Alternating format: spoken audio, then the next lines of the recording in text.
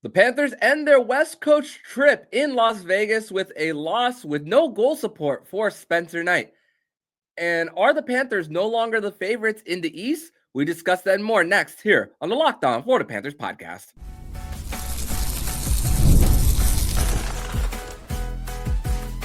You're Locked On Panthers, your daily podcast on the Florida Panthers. Part of the Locked On Podcast Network, your team every day.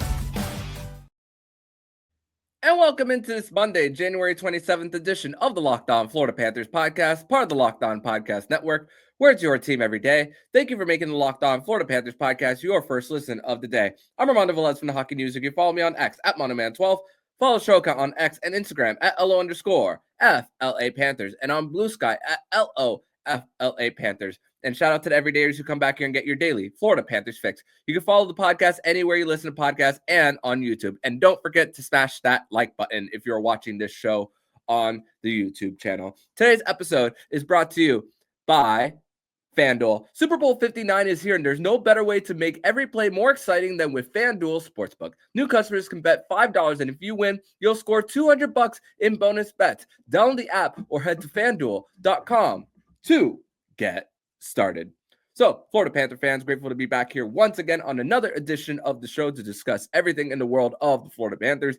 Today, we are going to discuss the 4-1 loss for the Florida Panthers against the Vegas Golden Knights from the Fortress last night on Sunday, and discuss more about the landscape of the Eastern Conference after a major blockbuster trade that happened over the weekend. But Spencer Knight getting the start on the second end of a back-to-back, like I said prior to this game, I was very excited for Spencer Knight going into an environment where you get the better teams in this road trip, as he did in Los Angeles, just like he did last night for him. And for the Panthers, just and to think that with the distribution of ice time that was more equal. I mean, in the game against the San Jose Sharks, the lowest ice time for the Panthers was around 13 minutes, while the highest was 16 minutes for the forwards. So it helped the Panthers going into this one. And the Panthers were really shot out of a cannon in the beginning of the period and towards the end of the first period as well. Physicality really started to pick up really after the first TV timeout, where Paul Maurice was not necessarily angry at his team. At least I didn't get that impression for him, but really trying to keep the juices flowing for him and just trying to still pump them up, and knowing that it's hard for their legs to still be going on a night after playing in a different time zone, and then just the travel for them, which if you were to travel from San Jose to Vegas in a car, it's 8 hours. So that's still a pretty decent flight from San Jose to Vegas going in on the second end of a back-to-back. But really for the Panthers, you felt so many times that they were just ready to get the first goal, or even a goal in the second period to tie the game for them. But it was just backbreaking goals for them, in that just you're playing catch up for them. And even prior to the Vegas Golden Knights taking the lead, since January 9th for them, the broadcast showed this, that Vegas, for the most part, throughout their most recent stretch for them, that has been a little bit of a skid. They've been playing from behind, and look at that. They get an early lead, and the Panthers are playing catch up when they scored the goal 5 minutes and 26 seconds into the game after a turnover at the blue line. The Panthers caught in a change, and then a screen set around Spencer Knight, and it's hard for him to make the save there after Jesper Boquist turned it over right as the Panthers were trying to gain the zone. And the Panthers, I thought, really in the first period, they were starting to get out of their zone, winning their defensive zone draws and getting their changes after that, despite getting caught in one earlier. And once again, the physicality picking it up. I mean, after the Vegas Golden Knights scored, we saw some physicality once again picked up after Rhino got a hit up high that had him skate slow to the bench, stayed in the game. Kachuk laid a hit on Pietrangelo later in the third period. So once again, still bad blood between these two teams, despite the Panthers winning the last three games even before this, which special teams has been the difference between the two, with 6 power play goals in the first 3 matchups to 0 on the other end for the Vegas Golden Knights. And the Panthers not scoring in on the power play for this one. I mean, multiple chances. Barkov, Reinhart, and Ekblad still getting their opportunities in one power play, getting into the net front. But Aiden Hill, big body goaltender, was a little bit too much for the Panthers to get through. And for the Panthers, 2 high danger chances against in the first period. So considering the fact that it's a logo game once again for the Panthers, they really I really felt that the Panthers were for the most part in this game.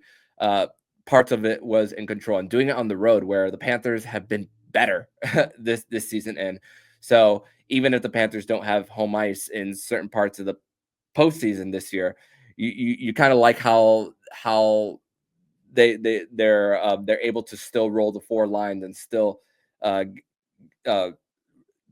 in their proper changes for them. So for them, I'm honestly not disliking the process.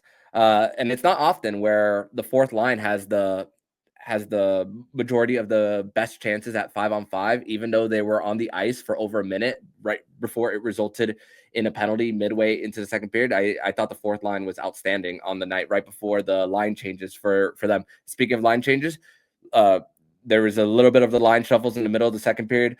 The Carter Verhaeghe goes back on the top line for the Panthers.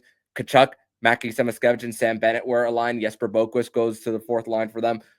So there's a lot of the shakeups, and it paid off for the Panthers in the third period, where the puck goes to the blue line. Eetu Luostarinen shoots from the blue line, and then Anton Lundell is there to redirect it to make it a 2-1 game at the time. And Anton Lundell, we keep saying on the show, future 2C for the Panthers, based on how he's performed lately with 2 slick assists in back-to-back games for them, and then a redirection goal for them to at least give the Panthers a chance for them. But Vegas, we spoke about special teams earlier in this segment, but credit to them on how they were able to get to still remain in position and then able to clear the net front for them when necessary. And it showed the pace of this game for the Panthers.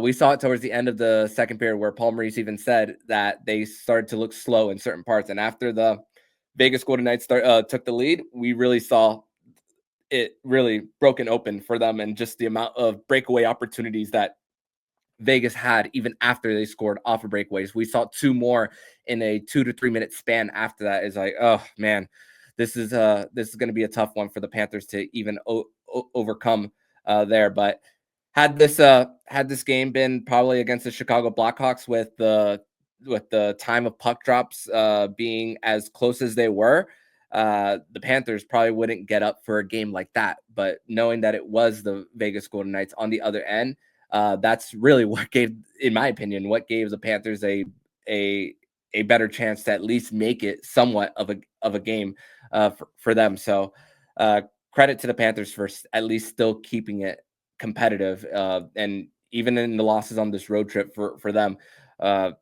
they've been able to at least keep it tight. For the road trip for them, you win the games you're supposed to, and on the road, where most games are 1-goal games, with in the midway through the second, which the goal for Jack Eichel to put it to 3-1 was after the midway point of the third. So the Panthers kept themselves, in it for most of it, but unfortunately result in 0 points. And the Panthers still only have 1 win at the Fortress in 6 years of the Vegas Golden Knights playing hockey there. So the nightmares continue for the Panthers there in that barn for them. But we're going to transition over to segment number 2, where we are going to discuss more about our 3 duds of the game and the moment where we thought the game was lost. We're going to discuss that more next here on the Locked On Florida Panthers podcast.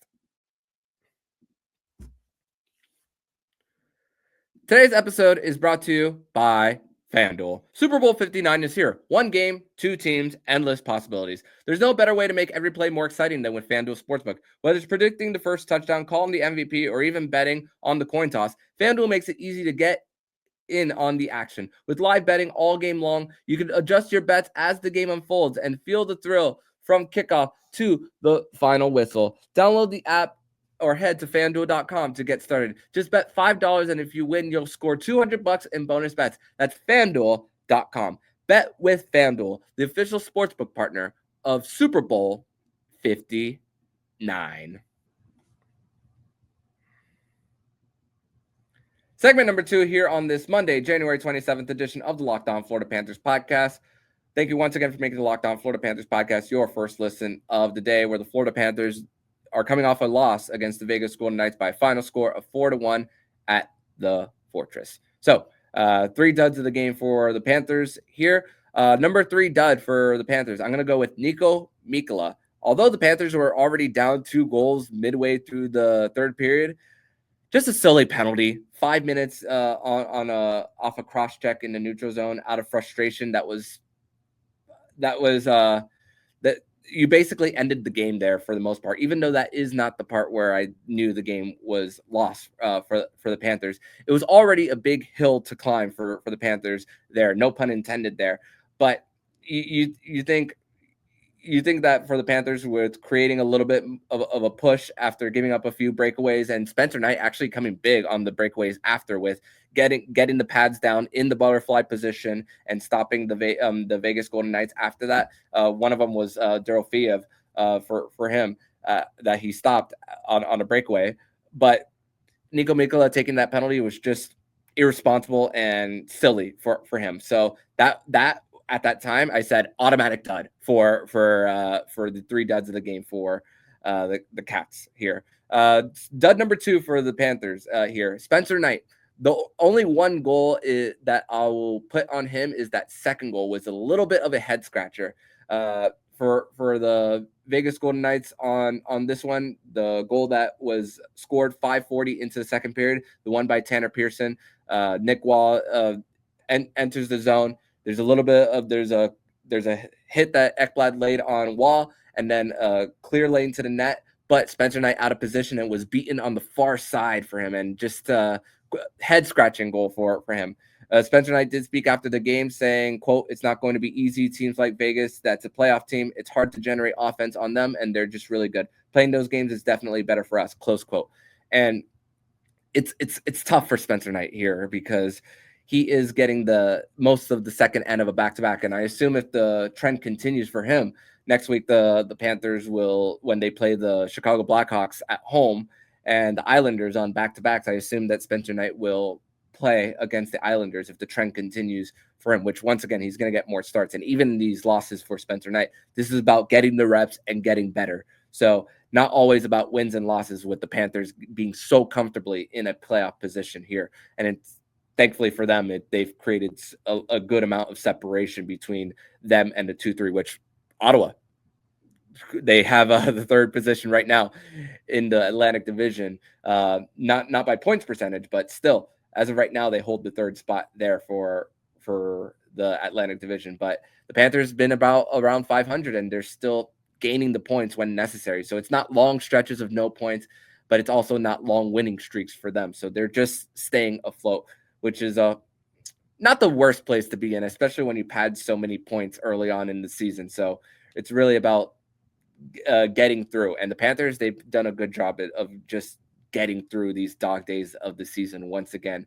And with the amount of back-to-backs, it's once again a tough task. And the Panthers, I wouldn't give them necessarily an A for how they've handled this, but I wouldn't give them an F. I would say maybe like a B- for them on how they've gotten through the month of January for them. So second dud of the game is Spencer Knight. Number 1 dud, Aaron Ekblad for the Panthers. I know it's his second game back. I know he's missed 8 games, but 2 pinches that resulted in goals. And like I mentioned with the Spencer Knight goal that he gave up to Nick Waugh, the hit on Pearson had him and Barkov freeze a little bit, which allowed that lane to open up in the first place. And the puck was already away from Waugh. So you're thinking for Aaron Ekblad there and maybe Barkov to be in the position so that he could protect the net front below the hashes and still give himself in a position to block a shot. And the pinch that resulted in the Eichel breakaway just so much faster. And the Panthers, for the most part, they contained Jack Eichel for the most part in this game before the end. But the superstars are going to find a way to get in on the action, and that was Jack Eichel's one and only shot of the game. So you limit Jack Eichel to one shot. I know they didn't necessarily not have Tomas Hertl didn't necessarily they didn't necessarily contain him on the night, but for the most part, when you're talking about the superstars, him, Barbashev was contained for the most part. Mark Stone was contained, but really, there's only so much you can do right before the levee breaks for the Vegas Golden Knights there. And Jack Eichel, you give him space, it's going to be a hard time for him to stop him, especially when he makes a few moves. Spencer's on an island, he's outstretched, and then he gets that one through. But Spencer Knight, like I said, responded well after that with two big breakaway stops, at least give the Panthers still somewhat of a chance, even though it was very small for them. Which the moment where I knew the game was won for the Panthers, it was the pinch by Ekblad that resulted in the Eichel goal.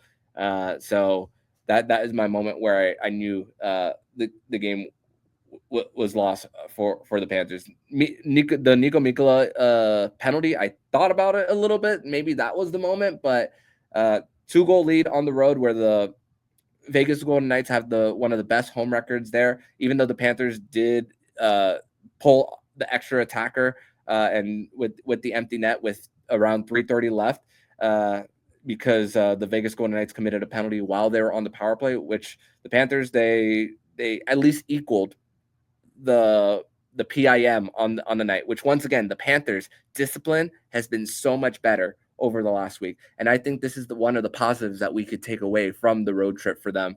When you're playing in heavy road environments, the crowd noise might get into the players, which the Panthers are just as professional as they come. They are really good at ignoring that. And the Panthers, the untimely penalties for them haven't really been a thing throughout this road trip, and it continued into the night. Their first penalty wasn't until 12:34 into the second period. Even though that Nico Mikkola penalty for them was untimely, the amount of penalties that they've committed have been very limited for them. So 9 minors in the last 5 games for the Panthers. So that is that for them is really a good way to help help that category also in the PK percentage, because you're not running your guys heavy minutes, especially superstars like Alexander Barkov and Sam Reinhart, who play on both ends of the ice in all situations for them. So 2-2 road trip for the Panthers, even before this, knowing that they were going to go into heavy road environments. I'm not necessarily satisfied, but it's adequate for the Panthers here for what they did in this road trip. So thankfully for them, most of their games coming up are home games for them, and they won't travel outside of the Eastern time zone. They will only travel outside of the Eastern time zone twice for the remainder of the season. Even and Paul Maurice spoke about it after the game, about the state of the Panthers and their play, saying, quote, "We've been 500 for a month. We've just played 16 road games back-to-back our challenge. But for us, we are going to have to deal with it the rest of the year. We want to keep these games tight, and we are able to do that for the most part," close quote. And that's all you can ask for the Panthers, who have played 200 plus games in the past 2 seasons, right before this season for them. But coming up in the third and final segment, we are going to discuss more about the state of the Eastern Conference now, as the Panthers will be looking to make a push towards the playoffs. And we'll discuss, has the landscape changed in the Eastern Conference, and are the Panthers no longer the favorites? We're going to discuss that next here on the Locked On Florida Panthers podcast. Third and final segment here on this Monday, January 27th edition of the Locked On Florida Panthers podcast. Thank you once again for making the Locked On Florida Panthers podcast your first listen of the day. And something I haven't really mentioned, even this season, of something that the coaching staff and management have considered mostly, is the fact that the Panthers haven't really taken red eye flights after road trips. They are traveling today, actually. So they stayed overnight in Vegas, and it's better for the body for them instead of after the game, they're flying in, they're getting to South Florida probably at 4 or 5 in the morning, and then and their sleep schedule and their cycle being so out of whack, even though they do have 2 days off in between now and Wednesday's game.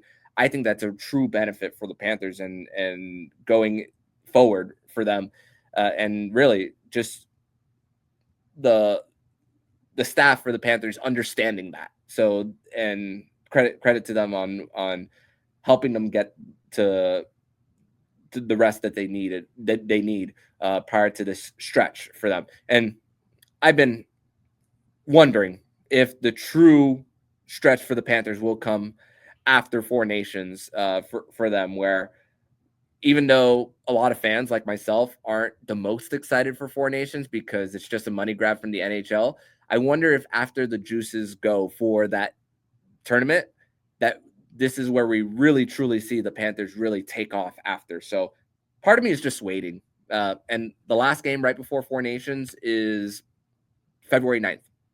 So less than 2 weeks from now will be the start of Four Nations. So I feel like we're almost there for seeing the Panthers truly make a push. And speaking of a push, and speaking of the Eastern Conference, things have changed quite a bit over the weekend. There was a major trade that went on during the weekend, happened on a Friday. Not many games are played on Fridays, but there was a big trade for the Carolina Hurricanes, Chicago Blackhawks, and the Colorado Avalanche that sent Mikko Rantanen from the Colorado Avalanche to the Carolina Hurricanes, along with Taylor Hall from the Chicago Blackhawks to Carolina as well, with Chicago retaining 50% of Rantanen's salary and a third-round pick, which was their own third-round pick. Now they get it back, so it's an early third for them. The Colorado Avalanche get Jack Drury, Marty Necas, and a second and fourth-round pick. Marty Necas has had an outstanding season with the Carolina Hurricanes, but there was maybe some bad blood between him and the front office of the Carolina Hurricanes with contract negotiations. And there's a possibility of him being possibly traded to Buffalo, but said that he wouldn't sign an extension there and so on. But Carolina, they get the better player in the deal. This is a 100-point player, 30-goal scorer for them, and a Stanley Cup champion for Mikko Rantanen. So they get the better player of the deal, but he's a UFA coming into the next season. Colorado knew that if he was asking for $14 million, it wasn't going to be a price that they were going to meet for him. And the Leon Draisaitl extension really changed everything, which it's going to be tough for Edmonton Oilers to build a team around Draisaitl and McDavid, especially with Evan Bouchard's contract coming up there. But that's going to be a tough one. But good news is for the rest of the NHL, and something I haven't really talked about neither here, is the paychecks for the players. Escrow is no longer taken out of their checks.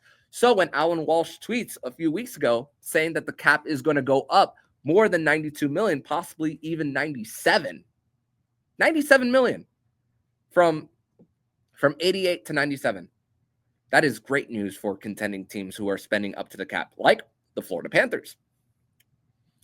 So, but going back to the trade, I don't understand the Chicago Blackhawks side of things when it's a veteran in Taylor Hall. He's an MVP, a former first overall pick by the Edmonton Oilers, and you're getting rid of this guy, a guy who could possibly mentor a young Connor Bedard. So that is strange to me, the Chicago Blackhawks side of things. For the Colorado, Marty Necas still has a year of team control before he becomes a UFA. So getting rid of Rantanen and getting a guy into your system for 30-plus games and still having a year after that, you could still reassess things the year after, knowing that you were not going to be able to meet Mikko Rantanen's price tag. And also Mikko Rantanen, friends with Sebastian Aho, was at his wedding, and also a chance for them to see what they have. And also, Carolina doesn't historically make big trades and big signings for guys, but this is a little different. Eric Tulsky, which we spoke over the offseason a little bit with an incredible resume, gets the job and makes this trade work for them. And we'll see if they're able to make to actually pony up and pay after that. And also on the Colorado Avalanche side of things, I guess the mindset for Colorado is the same that the Florida Panthers have, and I'm tying it into the Panthers. So stay with me. The logic is not to pay someone over Nathan MacKinnon, and Nathan MacKinnon makes 12.6. And if you're looking at the Panthers cap situation, something that we spoke about, how possibly nobody is going to get paid more than Alexander Barkov, and the fact that he's under contract for multiple seasons after, and the cap is going up, like I mentioned earlier, with escrow not being taken out of the players' checks and a possibility for the cap to go up. This gives an opportunity for the Florida Panthers to build for multiple years, even if they don't win this year. But speaking of, the Panthers are the third best odds in the Eastern Conference, according to FanDuel, to repeat as Stanley Cup champions at plus 900, right behind Edmonton and Carolina. Party like it's 2006. So there is that possibility still for the Panthers there. But what does it mean for their chances? Thankfully, the Carolina Hurricanes are on the other side of the playoff bracket. So the earliest they would meet would be in the conference final. And even if they did 1-8, which I looked up and calculated, they still wouldn't meet at the earliest until the Eastern Conference final. So I already did the work for you if you are looking at that for the Panthers. So, and other teams are starting to get in on the phone now. This was the first domino that fell for the trade deadline. We saw it a few years ago in the All-Star break with Bo Horvat being traded from Vancouver to New York. So their January always seems to be the very first domino for the NHL.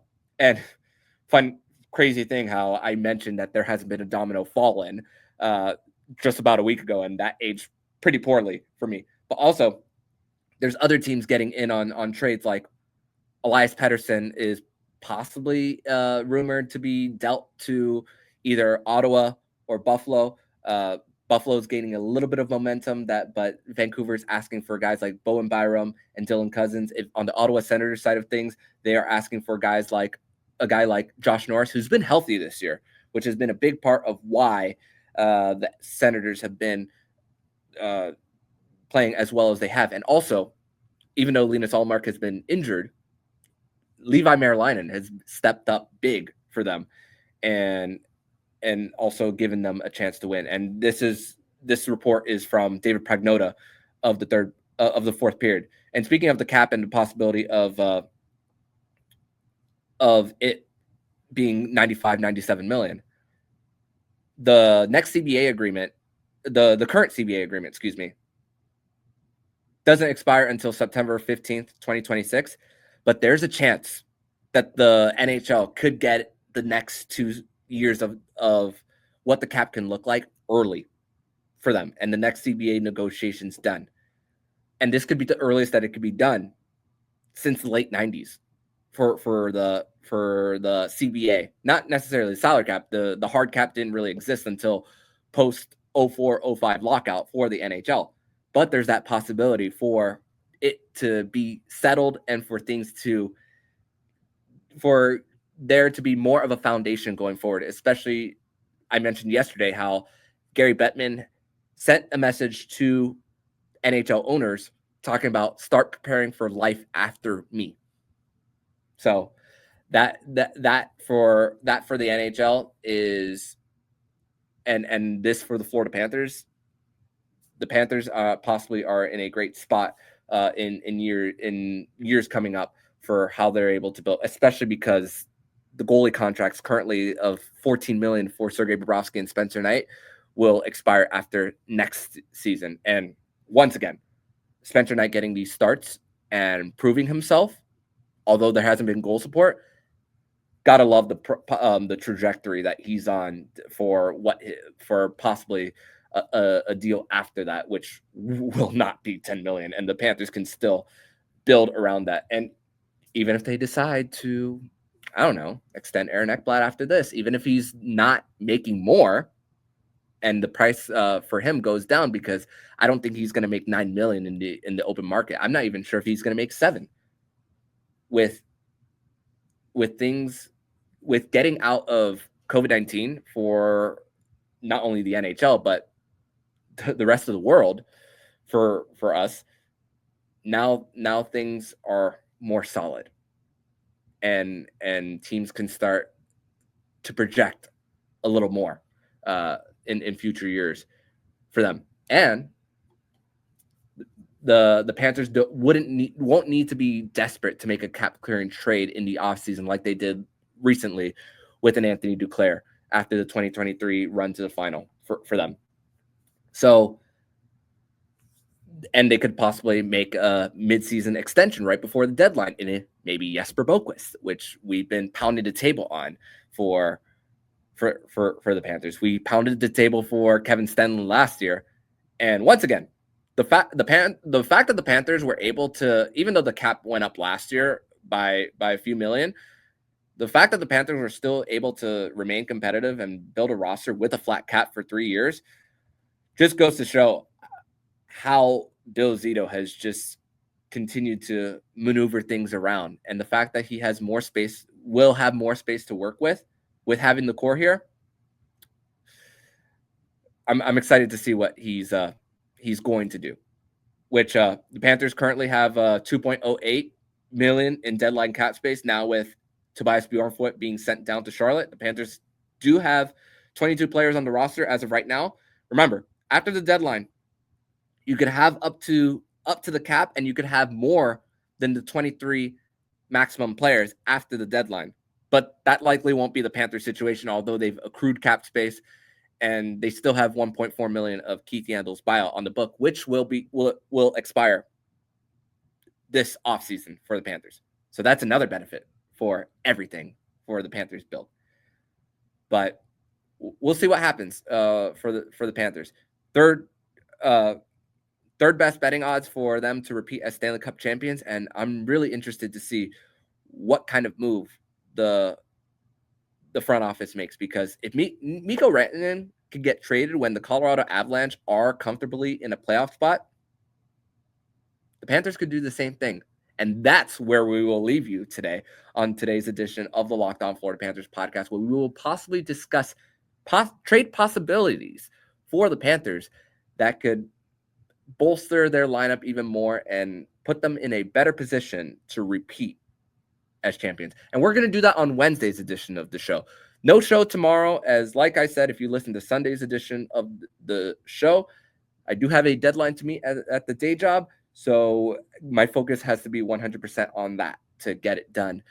But in the middle of that, we will be working on what possibly the Panthers could do in order to just, once again, bolster their lineup in order to make a stretch run. And who knows, the phones could be working big time during the Four Nations, even though Bill Zito is part of the USA management staff. So he will possibly be quite busy when game action is not going on coming up in a few weeks. But we're going to discuss that more next on this coming Wednesday here on the Locked On Florida Panthers podcast with Jacob Winans. So make sure to tune in then. But in the meantime, if you like what you're hearing, please subscribe to the podcast to be notified every single time the Locked On Florida Panthers podcast jumps into your podcast feed. Don't forget to also subscribe to the other shows on the Locked On NHL network, including Locked On NHL, Locked On Fantasy Hockey with Flip Livingstone and Stu Roden, and Locked On NHL Prospects. Thank you once again for making the Locked On Florida Panthers podcast your first listen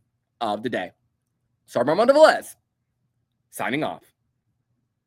And you've been listening to the Locked On Florida Panthers podcast, part of the Locked On Podcast Network. Where's your team? Every day.